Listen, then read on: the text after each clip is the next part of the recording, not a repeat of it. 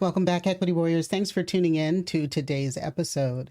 I have a guest with me. His name is Kevin Wayne Johnson. He is the founder and chief executive officer of the Johnson Leadership Group, LLC, and an independent certified coach, mentor, trainer, and speaker with the nationally recognized John Maxwell Team. He has taken up the task of developing individual and organizational operating excellence as his life's mission. He coaches in order to coax audiences to live out their gifts and awaken their potential. There's a link down in the notes to his LinkedIn profile, and I encourage you to check him out. Kevin, thanks so much for joining me, and welcome to the podcast. Well, thank you so much for your wonderful invitation. It's a joy to be here. You know, I don't know about you, but I hate having my bio read. So I do an abbreviated version as I did of yours, taking a little poetic license. Thank you. I'd like for you, I listen to it read and it's like, I'm not sure who that person is, but I think it's supposed to be me. It always just makes us sound so good. And I really like for, here in this setting to be a little more down to earth. So I'm going to let you tell us in your words a little bit about Kevin Wayne Johnson. All right. Well, I'm a native of Richmond, Virginia, going all the way back to great-grandparents on both sides, maternal and paternal. And the majority of my family is actually still there in Richmond. A couple of us got away, but most are still there in Richmond. And we get together on a regular basis for Thanksgiving, Christmas, Juneteenth, etc. And I went through the Richmond public school system, and then I matriculated over to Virginia Commonwealth University School of Business. And right after that is when I left my hometown. Right after college, ended up in the Washington, D.C., Baltimore area, where I landed. You didn't go too far. Didn't go too far. Okay. Didn't go too far. I ended up working with the federal government. That was my mom's recommendation. And I stayed 34 years. 34 Wow. years with the federal government, Department of Defense and Department of Treasury. And I actually retired 7 years ago. So I've been retired for 7 years. And after that lucrative career, my last position was a chief of staff. I really loved it. I was encouraged to do it earlier in my career, but quite frankly, I was afraid because of all the responsibility that goes with it. But I'm glad I did it. And 3 months after I retired, I took some time off. I exhaled and I said, how can I make the world a better place? And one of the ways that I can do that is help to develop, train, coach, mentor, and equip our next generation of leaders. I believe that better leaders help to make the world a much better place, understanding how to interact with people, how to lead them, how to treat them, how to help develop them makes a big difference long term. And so I stood up the Johnson Leadership Group and have a team of 10, and we're having a blast. That's why I smile all the time. Along the journey, I met a young lady. We fell in love, got married, and that was 31 years ago. And from our union, we have 3 sons, and we have 1 goddaughter, and she has 2 daughters. So we have 2 granddaughters. So that's a little bit more about my personal life and my professional life. All right. It's, funny. You said great grandparents in Virginia. I have had the opportunity to trace my roots back to the motherland. And it is my 4th great grandfather who was brought over, enslaved, and landed in Virginia, but was sold into slavery into South Carolina. So, yeah, we have, I'm sure if you trace a little bit further back, I need to do the same thing, Dr. Berry. I have great relationships with people in Rwanda and Kenya. I've been to Kenya 5 times. I was there fairly recently. And there's been this urge in my heart to kind of be connected and stay connected. Yeah. Started out as a faith journey, and now I have hundreds and hundreds of brothers and sisters and little ones that I work with and I collaborate with on a regular basis. But you just encouraged me. I'm going to go ahead and take that step and find out where the roots really are. Where are the roots? In Africa, because I know they're there somewhere. But Yeah. I've always had this sort of urge to go, and I'm glad I have those relationships there. Yeah, it's a fascinating journey, just, really for us to find out who we are and where we come from. One of the things you said made me smile. A few things. I think we had the same parents. I'm finding this to be more and more common about what our parents said, even though I was born and raised in California, you were in Virginia. Uh-huh. My mother said to me after college, get a good government job. But I'm hard headed. I didn't listen. Right. So, I did do the teaching thing for a while, and that whole journey my listeners already know about. I don't want to talk about that, but it's just interesting that it seems like across states and time that we have these same parents. So there's a root in there somewhere about Exactly. the things that we're supposed to do. But like you as well, it's like I'm kind of retired, but not really retired. And I just can't stop. There's too much work that has to be done. But when I looked at your work, I saw one of the things that jumped out at me was you have contributed to 20 books. Yes. Yes. I, I, I love writing. I love promoting literacy, and I love sharing knowledge. I'm a nonfiction book writer primarily because I write to heighten my readers' level of knowledge on a mhm, particular topic and educate. But I tell people all the time, Dr. Berry, that being an author is not just you writing a book, no, it's not. but it's you being part of a published book. Mhm.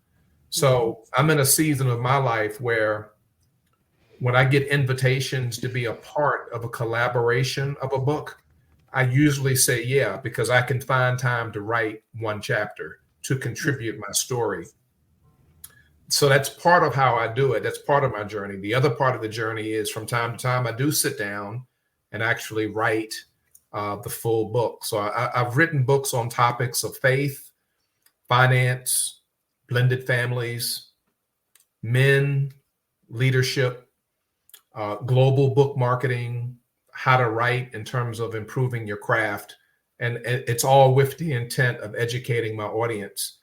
And, here lately, I've been a part of 5 different books. When I say lately, post pandemic, 5 different books where I just contributed my story to the betterment of that book. And that's how others can become published authors as well. But the intent is always to promote literacy, to help Right. all of us to understand how important it is to read, what it does to your mind, keeps you active, always seeking information and knowledge on different topics. And so that's sort of the journey. I started that journey 23 years ago. Yeah. Well, we are definitely aligned there. I have absolutely zero talent for writing nonfiction. Um, Zero talent for writing nonfiction. And, like you as well, my books are for professional development to help, for my lane, teachers to become better teachers, to serve children of color and marginalized learners more effectively, because every single child in this country not only has a right, but deserves the highest possible education that they can get. And it's something that we have. I don't want to I never want to offend my teacher audience, my educator audience, but we have failed miserably from time to time in that regard, especially for our more marginalized learners. But your last book, or your last solo book, I'm going to guess, is Leadership with a Servant's Heart, um, leading through personal relationships. And I read just the snippets that I could get online. And it made me think so much about one of the challenges we have with our school system is one of leadership.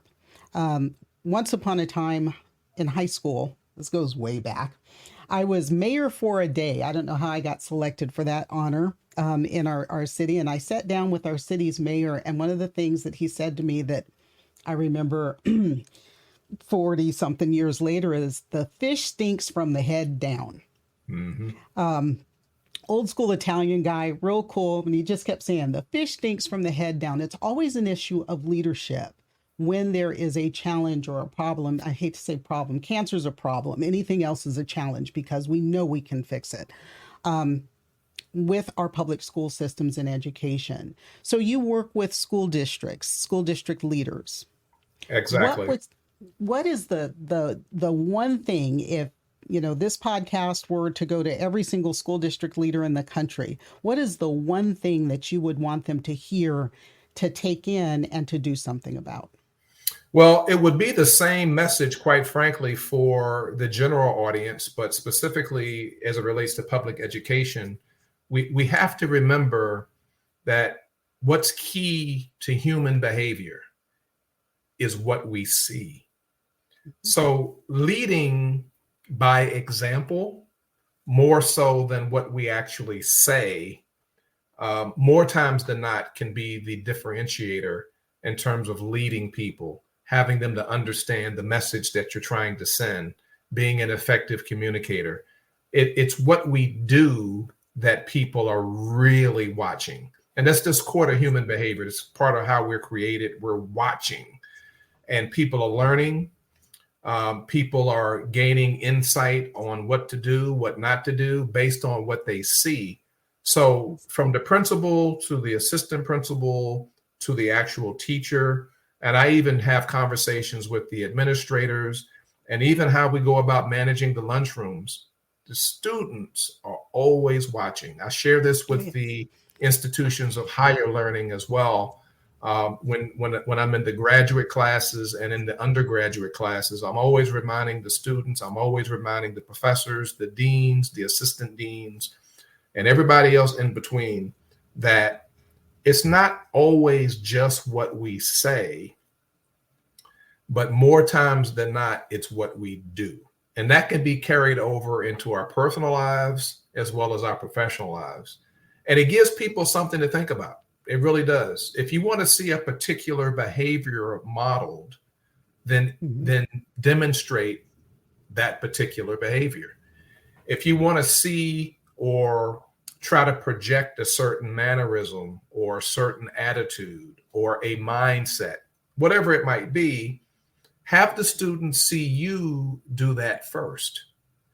And it makes a big difference, because we tend to think, many of us, not all, but many of us tend to think that, I've told you once, how many times do I have to tell you? And it's not always about what we tell people. We have to model it as well. And if what we model is now consistent with eventually what we say, we still have to repeat it over and over again. And eventually students will start to get it. But that would be the main message, Dr. Berry, because we tend to believe that because we said something, that people are going to move out on it. And it's just not the case. We have to model really the outcome. I'll give you another quick example, and I want to stay on target. But this conversation around educational equity and the great work that you're doing on your podcast is equally important in terms of what we do at home as it is what we do outside of the home. If I've raised 3 sons, and all 3 of my sons are on different levels academically. My oldest son was adopted into our family when he was 3 months old. He was born premature. He was 2 pounds 4 ounces when he was born.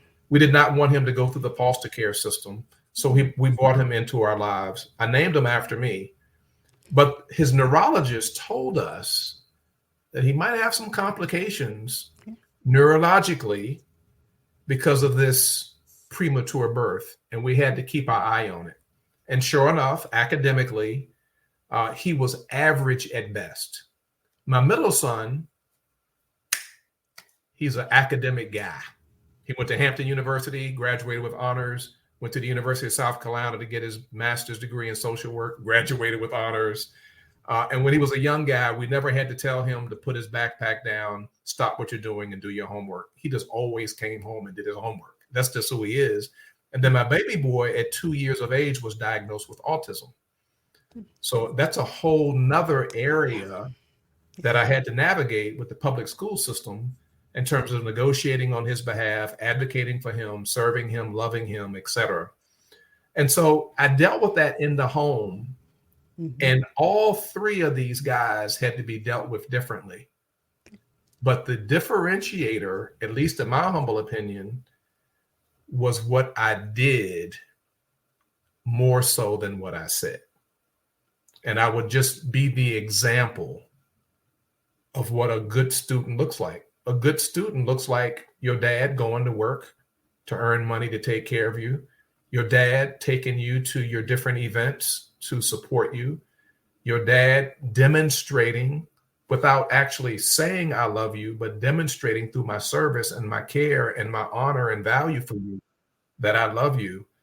And that resonated over time. And what I was doing is I was preparing them for one day to be good husbands and good fathers, regardless of where you are academically. I believe that when it comes to public education, if we can get more leaders to sort of emulate and model that above and beyond what we say, it can make a difference. Will it turn everybody around? Maybe not, but it'll make a big difference because that's part of human behavior.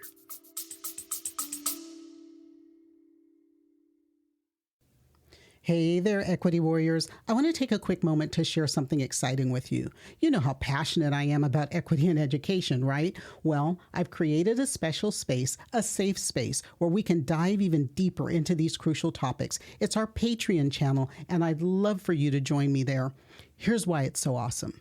As a Patreon subscriber, you'll get access to exclusive content that I will not share anywhere else.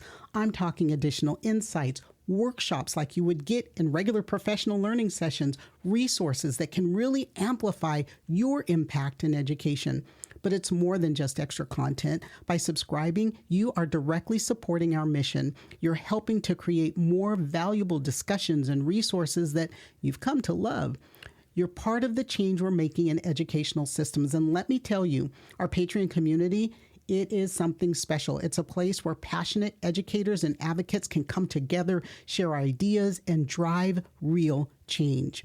So if you're ready to take your commitment to educational equity to the next level, I'd be thrilled to have you join me.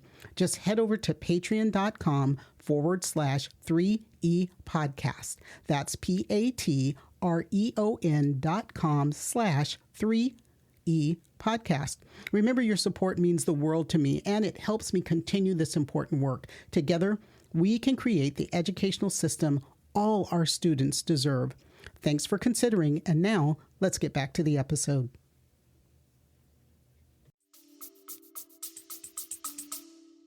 It makes a huge difference in terms of the culture of an organization, a school, a classroom. We've all heard, do as I say, not as I do. We've all been, those of us who've been parents have always, at some point in time or 200 points in time, said to our children, "What did I tell you to do?"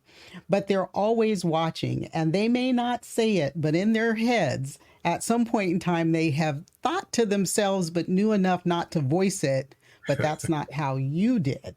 At least I knew as a child, if I opened my mouth and said what I was thinking right now, I might not live to see 5 minutes from now. So you still be getting up from the ground. Yeah, if I lived that long. Right.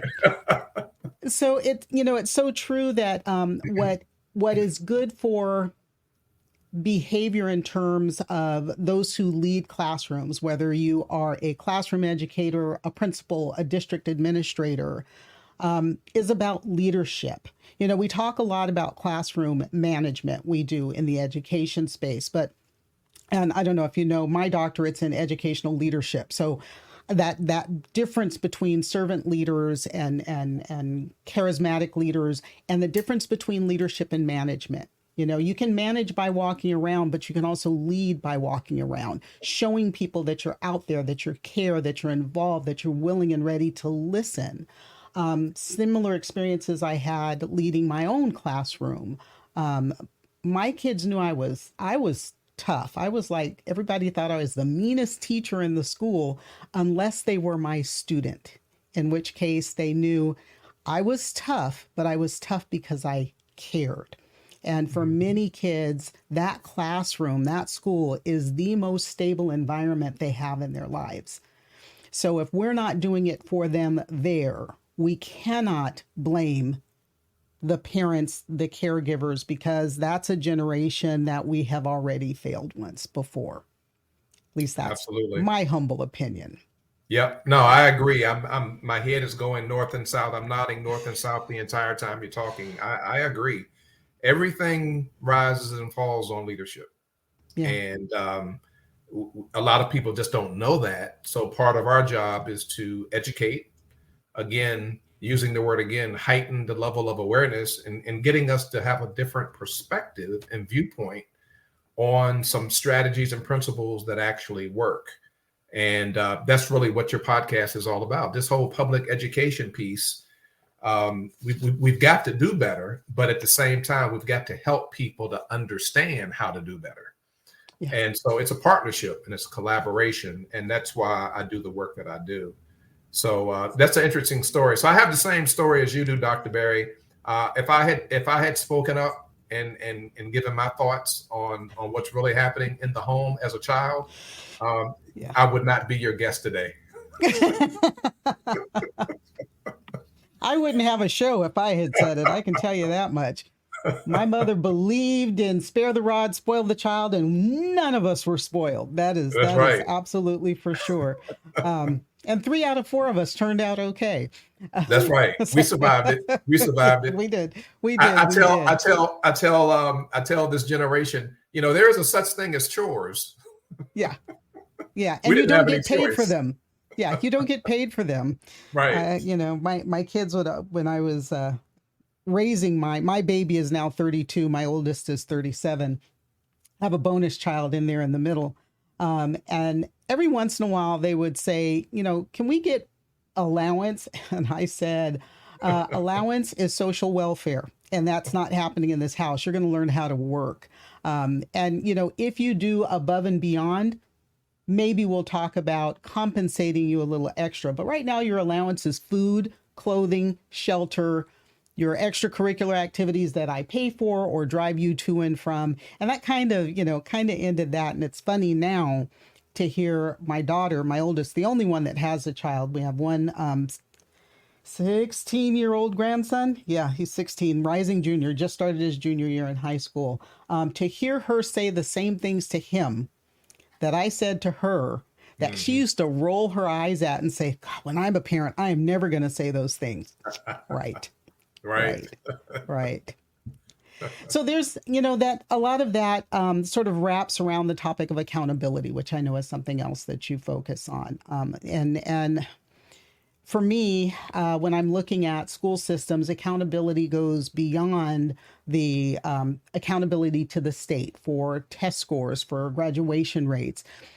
How do you address accountability? What are the things that you would talk to leaders about in terms of accountability? I help all of us to understand, and then I unpack it, that accountability goes both ways. So in the public education space, we do have some teachers, we have some faculty, some assistant principals, and in the higher education, professors, assistant professors, deans, assistant deans, who are doing phenomenal work. Mm-hmm. Accountability has everything to do with helping them not feel like they're being taken for granted. So an occasional thank you, well done, we appreciate you, you're a valuable part of our team, goes a very, very long way in keeping them motivated and inspired to continue to do outstanding work. On the flip side, where most people think about accountability, just like they think about feedback, accountability has a lot to do with recognizing that, listen, we're all in this space together, this public education space, we're in this together, we're a team. And so together, everyone achieves more. Right. And if they're not carrying their pail of water, whoever they might be, we need to make sure that they are aware, and accountability has everything to do with helping them to develop and to get better in that particular place and space so that they can provide better service to the students and to those that we are there to serve. So accountability from that perspective is not so much a negative thing, but it's intended to develop and uplift and build up those who may not quite be meeting the expectation or living out the actual job description, but how can we help? How can we help to develop them so that they can get better? But we've got to do something, because to do nothing now is giving the green light to continue what you're doing. And the last thing we want to do is be a poor performer in front of our students, because again, they're watching. They're watching. So a 14 or 15-year-old is getting a valuable lesson from any faculty who is just performing subpar or average and not going above. So accountability goes both ways, Dr. Berry. I tell people all the time, you have to be laser focused on those that are doing well so that they don't feel like they're being taken for granted, and give them their accolades. Very, very informal, doesn't have to be a big spectacle, but also for those that may not be what I always call carrying their pail of water, there could be a lot of reasons why, and helping them to develop the skills that they need so that they can do better and actually be better. So I approach accountability on both ends, because they're bookends, literally. Yeah. And wherever a person might be on the spectrum, helping them to get better. Now, here's the other piece about accountability as well. Helping them to understand why I'm doing what I'm doing. I have to step in because we're a team. Again, together, everyone achieves more. This particular conversation around public education cannot get better until we all choose to do better. Well, how do we do that, Kevin? Well, I'm glad you asked. And then we can start to unpack these different areas where those that are not quite fulfilling their responsibility, they can, because we're providing resources. We're not beating them up. We're not putting them down. We're not putting our thumb on them, but we're in the spirit of wanting to help so that we can all do better for our students. After all, they are the next generation of leaders. They are. Yep. And it scares me that we have this persistent failure of specific groups of children, Black children, children with disabilities, children who are neurodiverse, children whose primary language or the language of home is not school English. And in that group, so you understand, because my listeners have heard it sort of ad nauseum. That means kids who may speak Chicano English, African American English, Appalachian English, Jamaican patois, anything outside of school English. And I always caution educators, don't say it's standard English, because if I put my grammar goddess hat on, I can find all sorts of things you're doing to butcher what would be, determined to be standard English. We don't speak that, but we do speak school English. But these are the children who consistently get left behind, marginalized, overlooked, or put into that category or classification, words that come out of the mouths of and people who work in schools, because I cannot call these people educators when they say things like this. Well, those kids. And so this dismissal of so many children because of where they come from or the language that they bring to school, or their neurodiversity. Because of that, then saying, I don't have to do a better job. I don't have to be accountable to them because, those kids. And to me, that's just wrong. I wish there was a way that we could sort of wash that group of people out of our public school system. But we're, right now at such a crisis in terms of just having, I hate to say it this way, but just having warm bodies in the classroom. There's teachers are leaving the profession in droves. Driven out primarily, low pay. We really do not respect the profession. But B, a political climate that does not respect them, that is trying to muzzle them, that is I'm trying to find the right word and stick to my school English language right now. But doing things in terms of what can and cannot be taught or said in the classroom, whitewashing history, all banning books, great literature simply because of who wrote it or the lifestyle of the person who wrote it. And it's just, it's a hard spot to be in if you really want to work with children in our public schools. If you are truly an educator and strive to educate children, it's hard to do that when you have all of these shackles on you.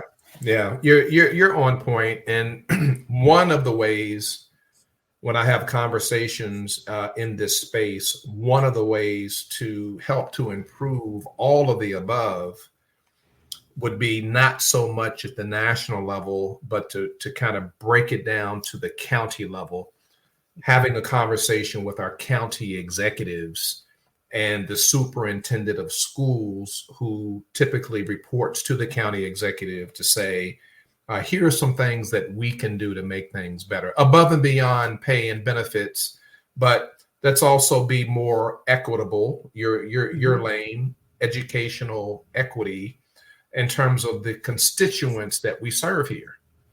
And we have a diverse community, and we should have a diverse curriculum that meets the needs of the community. What's wrong with that? So let's have a conversation with our school board about that. Let's get some input. Let's bring in the community and have a conversation about that. And I believe it can be done county by county. Here in Maryland, we have 24 counties. And I'm an advocate for just working at the county level, and then the counties can share best practices and best in class examples of what's working and what's not working as a means to adopt that for their county. So, I mean, there's a lot of different ideas and thoughts around it, but I just don't think it's going to happen at the national level. It's going to have to happen not even at the state level. I believe it's going to have to happen at the county level. And the reason I mention that is because I've seen some counties, coming from Virginia into Maryland, I've seen some counties able to make a difference. Here in Howard County, Maryland, for example, where I live, all three of my sons went to a national blue ribbon high school, River Hill High School. Well, that doesn't happen without strong leadership at the county executive level. And so that's just one of many different examples. I didn't share with you a little bit earlier, but I have one sibling. He's a brother. He's 3.5 years younger than I am. He was actually born with a mental disability. My youngest son, we found out about his when he was 2 years old, but my brother was born with one. And I've seen the state of Virginia, and then specifically Chesterfield County in Virginia. I've seen them over time reform, update, modify, revise their curriculum in the public school system to be much more congenial, much more cooperative, and much more collaborative with students like my brother, so they can prepare them for adulthood to live independently. But that took time. And it took place at the county level. Chesterfield County, Virginia, did that. And that's where he lives now. I've seen that over time. And right now, where I am, as it relates to public education in Howard County, my son is a recipient of those services. But it happens at the county level. It's not going to happen at the national level. I think it's just too big of a chunk for them to be able to handle. So that's just a recommendation to think about, to kind of process, to have future conversations around, because I've actually seen it happen as a recommendation, and something for all of us as professionals, as parents, as people, as citizens that give a care, that we can talk about and continue to perhaps move forward. Yeah. I always say there's a place for top down and a place for bottom up, right? If you put on, or if I put on my researcher hat, I think about there's a 360-degree feedback loop. Doctors do the same thing in medicine, right? There you have your researchers in the labs that are developing drugs. Doctors are prescribing them, but they're looking at what happens to patients in the real world, not a lab setting.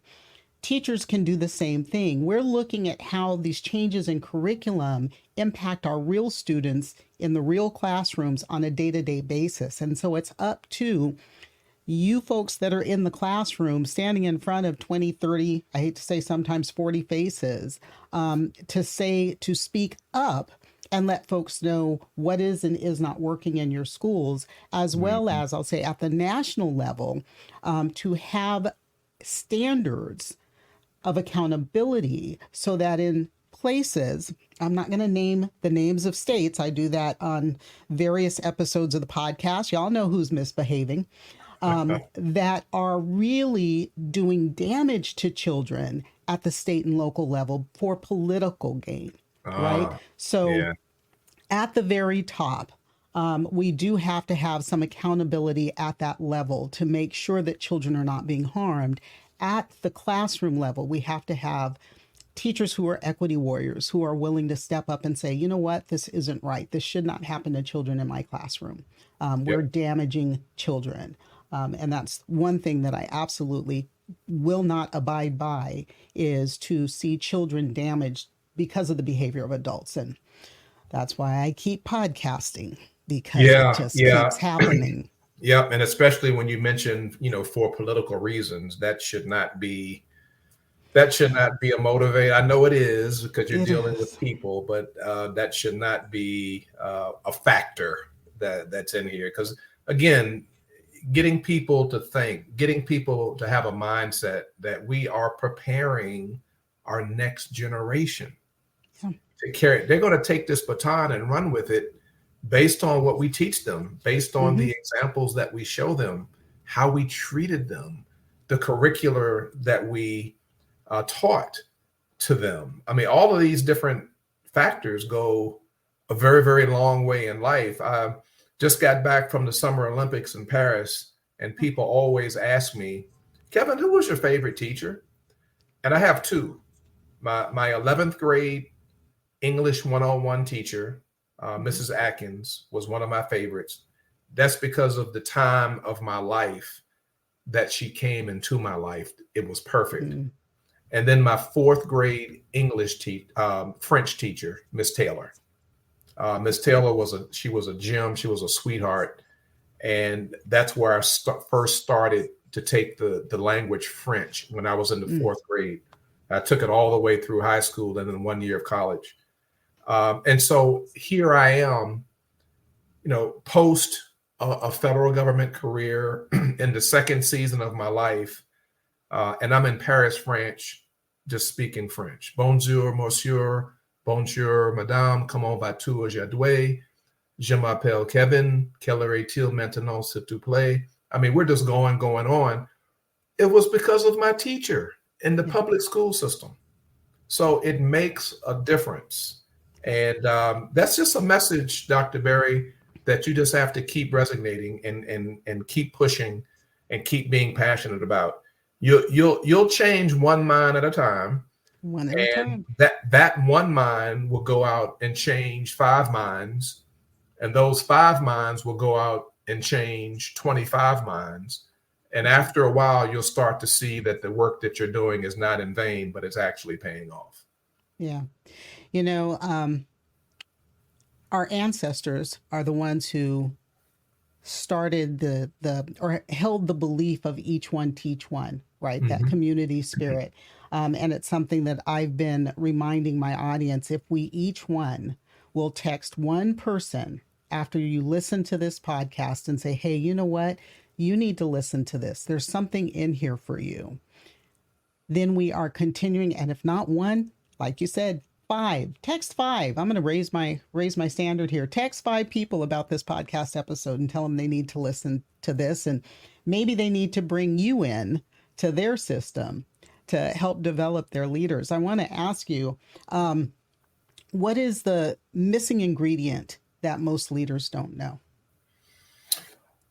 Being an effective communicator is more than just what you say, but it's also how you say it, and also the body language and the facial expressions that we give when we're talking to people.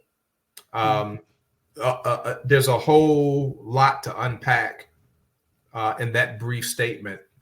But people hear what we say, but they also pick up on the authenticity and the genuineness of what's been said based on our facial expression and our body language, because more times than not, those two speak louder than what we just said. Oh, yeah. And that'll turn effective communication into ineffective communication. But another piece, Dr. Berry, of being a good communicator is our ability to listen, because we send a very, very, very important subliminal message to others. When we listen well, we're saying what you have to say really matters, and it means a lot. But when we interrupt and we change the subject, it sends the message that what they're saying is not important and I'm really not interested. Or what I have to say is more important than what you have to say.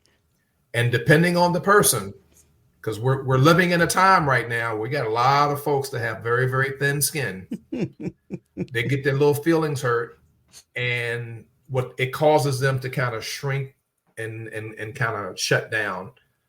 And that's probably not our intent, but like I always tell people when we communicate, the message that we intend to communicate is not always received in the manner that it was intended. And so, you know, we're dealing with 5 generations of people right now that are all in the same place and space, whether it's at work or in the school system, et cetera.